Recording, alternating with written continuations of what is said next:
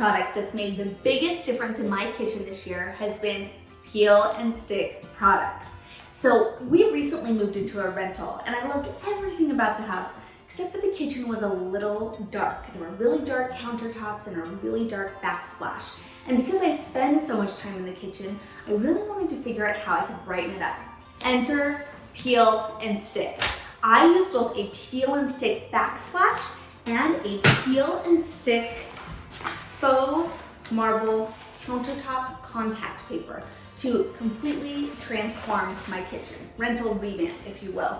So first let's talk about the backsplash. This is what I did first. And if you can do a sticker book, you can put up peel and stick backsplash.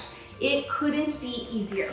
These are a couple of things that I looked for when I was selecting this specific peel and stick backsplash tile. So I wanted something with a little bit of texture. You can purchase it where the lines are simply just drawn on, but this one, as you run your hand over it, there's actual texture. And I think that contributes to it looking a bit more real. This one is a little glossy, and I also think that contributes to the tile looking a little bit more authentic, but you literally, just like you're doing a sticker book, you just connect the pieces. And if needed, you can take scissors, you can cut around certain corners and things like that. But all in, it probably took me no more than 30 minutes to do my entire backsplash.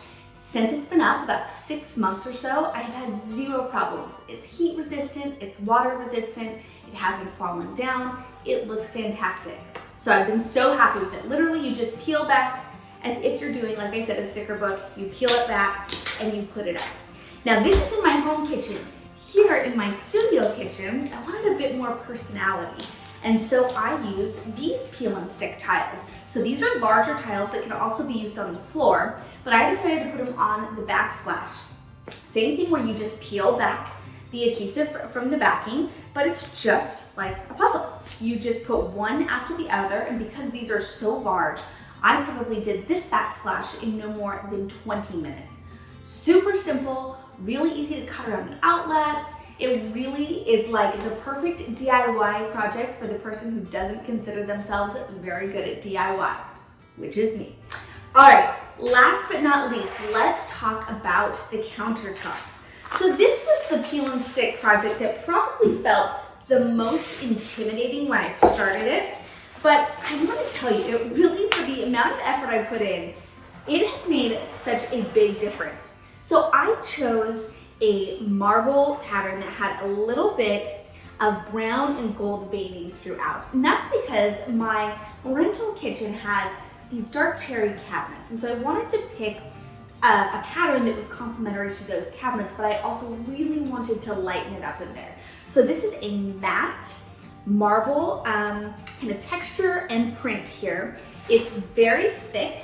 It is advertised as being able to be used on the countertops, meaning that it's both waterproof and it's oil proof. So trust me, I have spilled everything on this, from marinara sauce to red fingernail polish, which is another story for another day, to daily olive oil spills, to plenty of water, and it has been so, so great.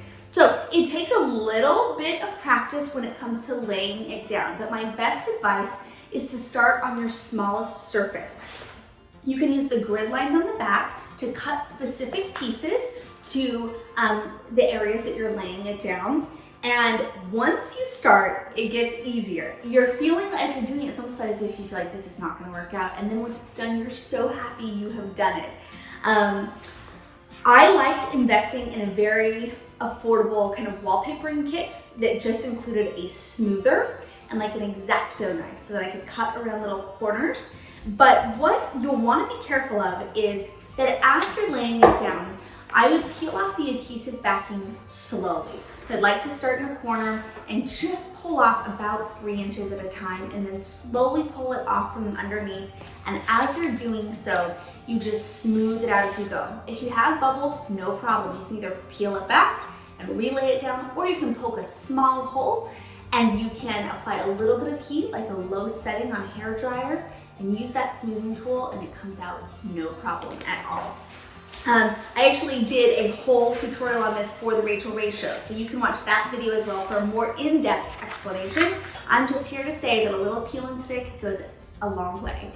For minimal investment, both time and financially, you can have a maximum effect on your kitchen space. I've been so happy with the peel and stick that I've done, and I'm sure it's not the last of it that I'll do.